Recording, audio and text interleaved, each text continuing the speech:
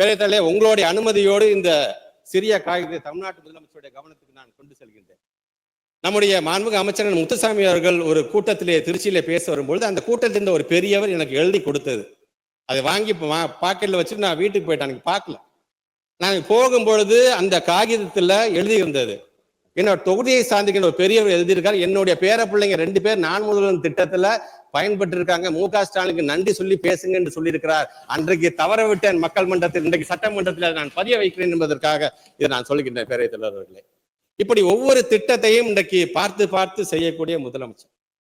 இன்றைக்கு நேற்று நம்ம உரையாற்றி இருக்கின்ற நம்முடைய சட்டமன்ற உறுப்பினர், நம்முடைய முன்னாள் அமைச்சர் அண்ணன் செங்கோட்டையன் சொல்லும் பொழுது அரசு ஊழியர்களை பத்தி பேசினாங்க, ஆசிரியர்களை பத்தி பேசினாங்க. பொதுவாக இந்த சமுதாயத்துல அரசு ஊழியர்களை பற்றியும் குறிப்பாக எங்களுடைய ஆசிரியர்களை பற்றியும் பேசும்போது சில பேர் அவருடைய பலம் தெரியாமல் பேசி விடுகிறார்கள். அது வேதனையாக இருக்கின்றது.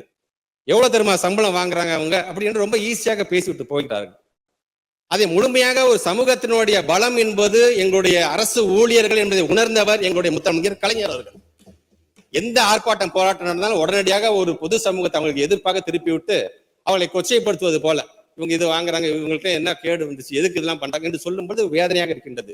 நல்லா தெரிஞ்சுக்கோங்க, ஆசிரியர் பெருமக்களாக இருந்தாலும் சரி, எங்களுடைய மருத்துவர்கள், எங்களுடைய செவிலியர்களாக இருந்தாலும் சரி, எங்களை போக்குவரத்து சார்ந்திருக்கின்ற ஓட்டுநர்களாக இருந்தாலும் சரி, இவங்களை ஆர்ப்பாட்டம் போராட்டம்லாம் முடிஞ்சதுக்கு அப்புறமேட்டு அதே டீச்சர் கிட்ட தான் போய் பிள்ளைய கொடுத்து எப்படியாச்சும் என் பிள்ளைய நல்லா படிக்க வச்சிருங்க, மருத்துவர் ஆக்கிடுங்க, இன்ஜினியர் ஆக்குங்கன்னு சொல்றீங்க.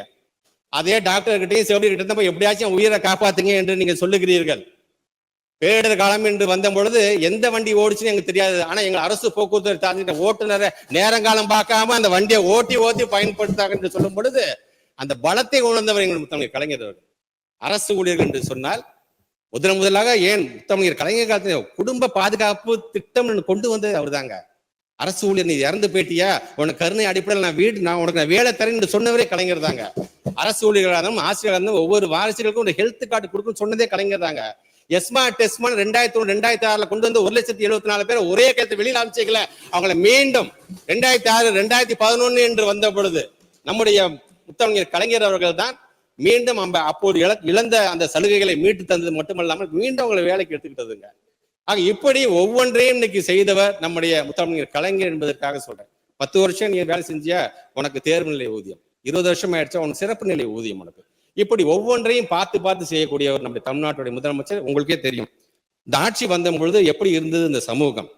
ஆனா எல்லாருமே முகக்கவசத்தை அணிச்சுக்கோங்க எல்லாரும். ஏன் தமிழ்நாட்டோட முதலமைச்சர் தன்னையே ஒரு தூதுவராக அந்த முகக்கவசத்தோடைய பயன் என்று அதை அழைச்சிக்கிட்டு ஒவ்வொரு இடத்துலையும் அதுக்கான விளம்பரத்தை நீங்க அவர் செய்திருக்காரு என்று சொல்றது நாட்டு மக்களை முதல்ல காப்பாற்றணும், அப்புறம் திட்டத்தை கொண்டு வரலாம் என்று சொன்னவர்.